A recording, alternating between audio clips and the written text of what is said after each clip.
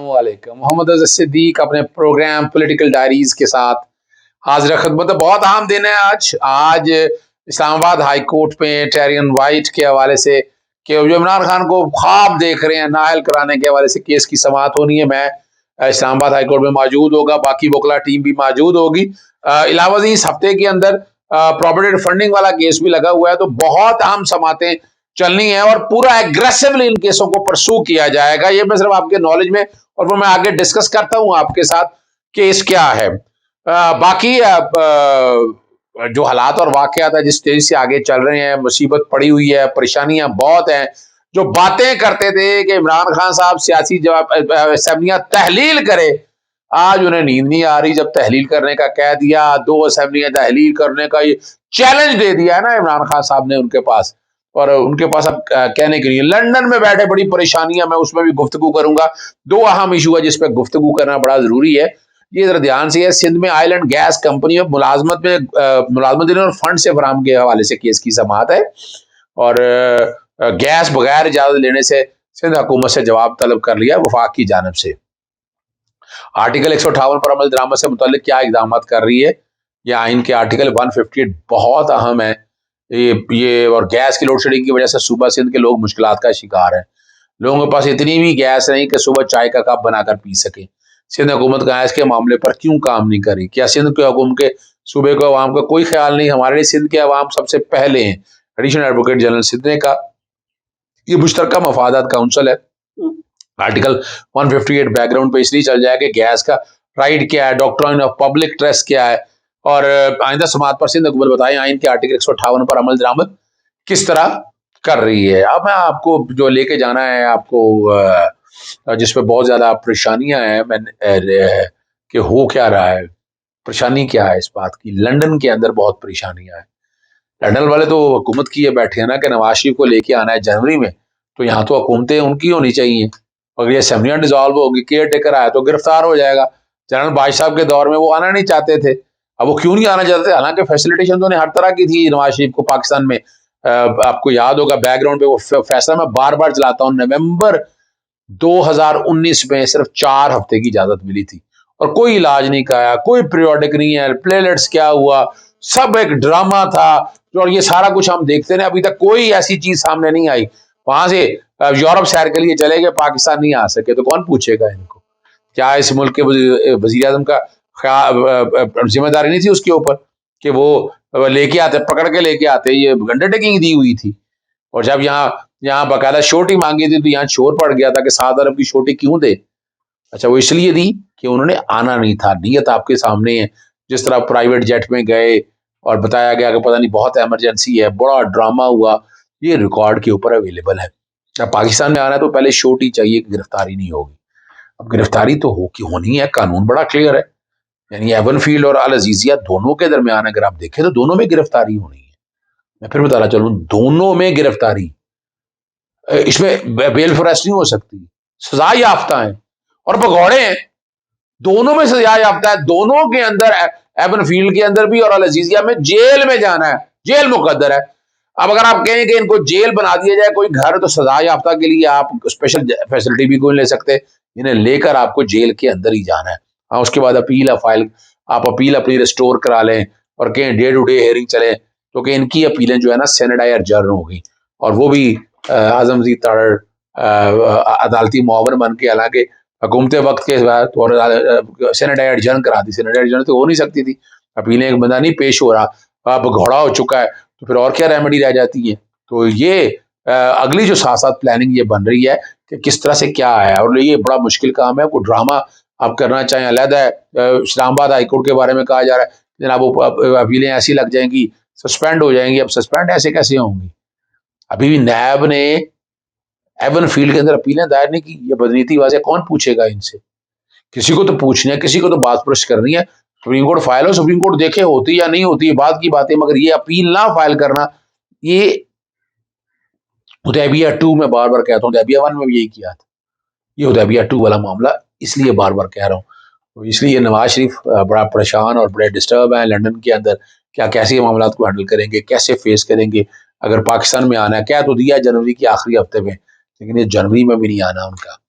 और अब जो पासपोर्ट मिल चुका है, ब्लू पासपोर्ट मिल चुका है, तो इसलिए वीजे वाला मसला भी नहीं आ गया। वीजा उन्होंने ऑलरेडी उस पर लेकर, और वहाँ रह गैर कानूनी तौर पर तो अब रह नहीं सकते ना, वहाँ जितना मर्जी आप कोशिश करके देखें तो हालात और वाकया तो आपके ऐसे है नहीं है, फेस करना पड़ेगा आपको।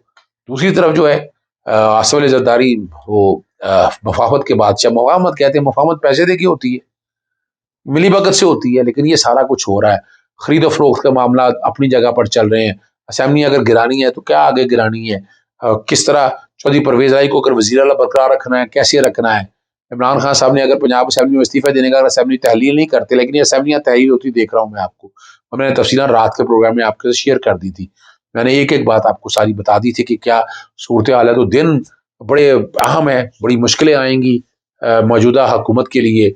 आगे ले जाएं आपको, जो इमरान खान साहब के अगेंस्ट एरन वाइट का केस है, वो 2004 से चला आ रहा है। मुख्तलिफ नॉमिनेशन पेपर में एतराज़ात आए, सब खत्म हो गए, और एक चीज़ बड़ी ज़बरदस्त कर रहे हैं वो, और मैं आपको पहले भी बता चुका हूँ, एडॉप्शन का प्रिंसिपल पाकिस्तान के अंदर कोई नहीं है। अगर मिसाल के तौर पर इमरान खान साहब ने उन्हें यानी जमाइमा की दोस्त थी, ट्रेन पर पता था कि पैसे बहुत ज़्यादा है, वो भी अमीर थी, तो उस बच्ची के हवाले से अगर कोई ट्रस्ट के तहत जमाइमा के जिम्मे ड्यूटी लगी तो बात ये काम, जमाइमा अपने नहीं काम करिए। हमारे हम कई लोगों की परवरिश का अपना किसी कई मामला में हम देखते हैं, ये हमारी जिम्मेदारी है, ये हमारा काम है इंसानियत होने के नाते।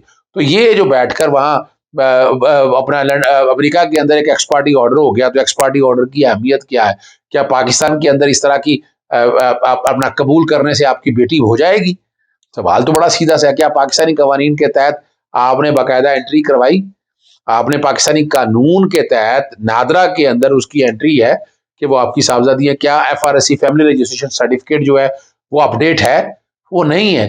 तो ये जो इस तरह की जहां पर टेस्ट करके ले आए, ऐसा करके ले आए, तो वो तो ऐसी चीज तो मुझे तो कोई नजर नहीं आती है। और जस्टिस आमिर फारूक के बारे में बहुत से सवाल आते हैं, बहुत से तहफ़्फ़ुज़ात बहुत से लोगों को चले आ रहे हैं, खासतौर पर एवन फील्ड के केस के बाद। चले वो अपनी जगह पर मौजूद है, लेकिन ये सारी चीजें जो है ना, आप खुद देखेंगे, आपको खुद अंदाजा हो जाएगा। अच्छा, गुजरात डिवीजन में सुप्रीम कोर्ट में एक पिटीशन दायर हुई है, तरक्याती फंड को गैर आइनी मंजूरी तकसीम चैलेंज कर दी हुई है। मियाँ दाऊद है, एडवोकेट है, बोल में न्यूज़ में कॉरस्पॉन्डेंट से, और पंजाब हुकूमत और को बताया जी 100 से ज़्यादा अरब के तरक्याती फंड डिवीजन को मुंतकिल कर दिए गए हैं। चौधरी परवेज राय के अपने हलकों के बारे में गैर कानूनी और गैर आइनी तौर पर ये डिस्ट्रीब्यूशन ऑफ फंड, ये सुप्रीम कोर्ट के कई मामला जो है ना वो जेर बहस आएंगे।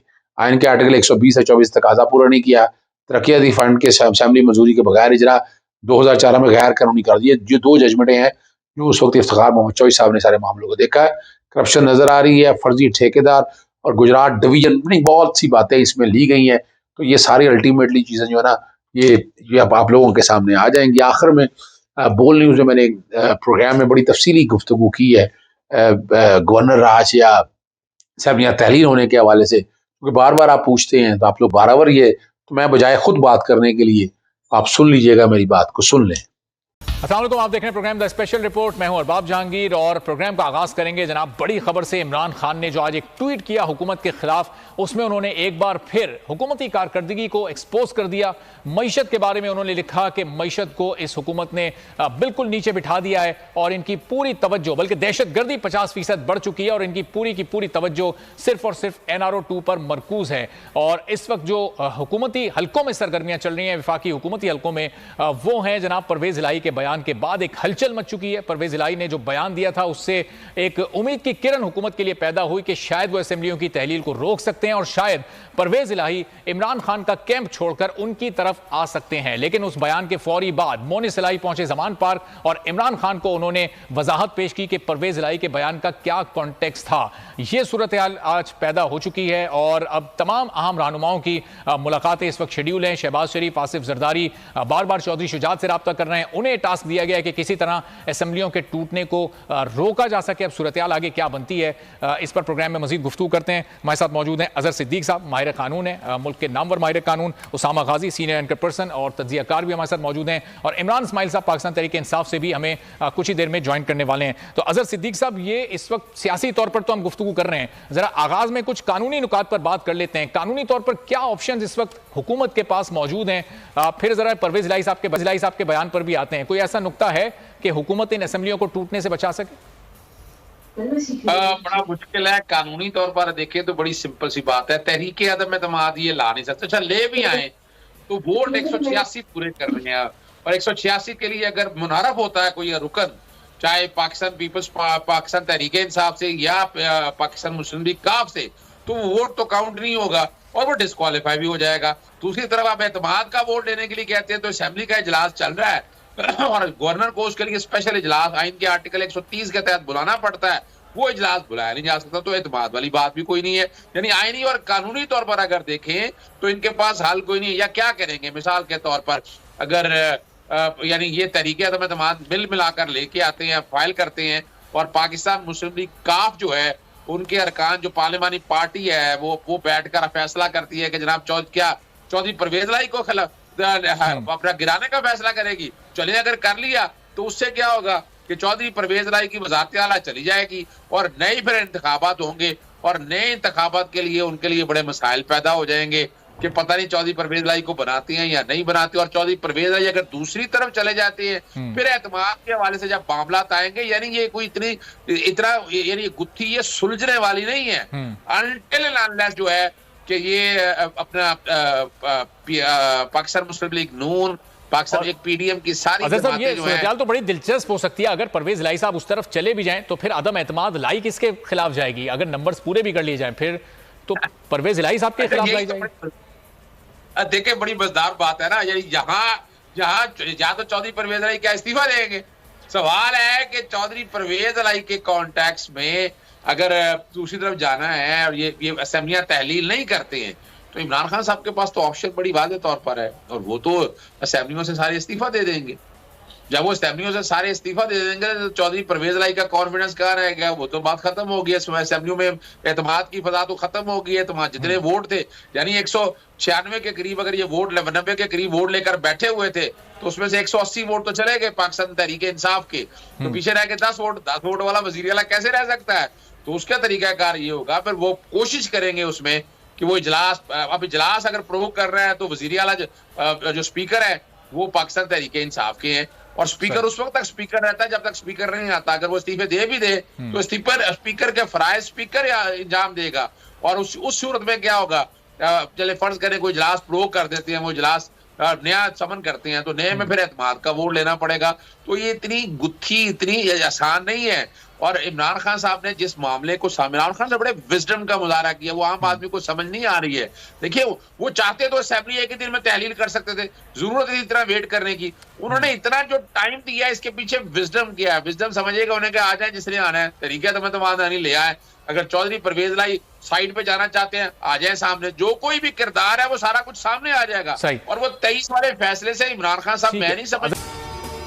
और बिलाखिर तयशुदा एजेंडे के तहत तहरीक अदम एतमाद पेश कर दी गई वज़ीर आला, स्पीकर और डिप्टी स्पीकर के खिलाफ।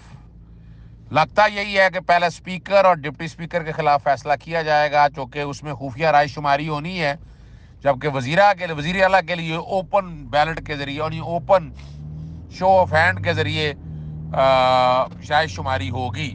दिलचस्प मराहल में मामला दाखिल हो चुका है, लेकिन असेंबलियां तहलील होकर रहेंगी। जी आपने गुफ्तगू सुन लिया, इजाज़त चाहता हूँ। अस्सलाम वालेकुम, अल्लाह हाफ़िज़। पाकिस्तान जिंदाबाद।